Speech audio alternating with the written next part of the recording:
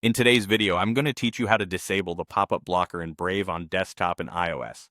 Pop-ups and redirects are often used by legitimate sites for sign-ins, payment windows, and downloads, but they can also be intrusive or unsafe, which is why Brave blocks them by default. I'll show you how to allow them when you need to, and how to keep control over which sites get access. Let's start on desktop. Open Brave and head to Settings. From there, go to Privacy and Security. Then choose Site and Shield settings. Next, select pop-ups and redirects.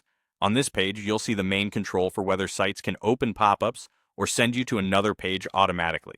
If you want to allow pop-ups and redirects everywhere, toggle the setting to sites can send pop-ups and use redirects.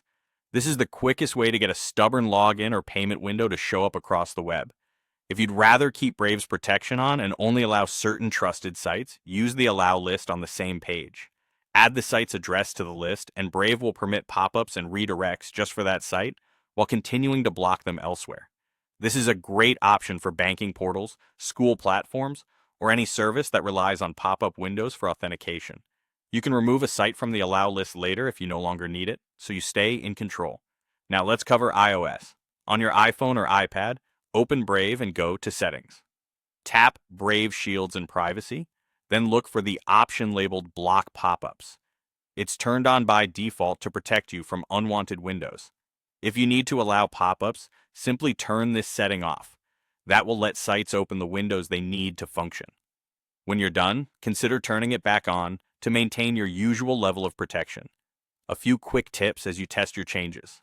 After switching the setting or adding a site to the Allow list, refresh the page so the new permission takes effect.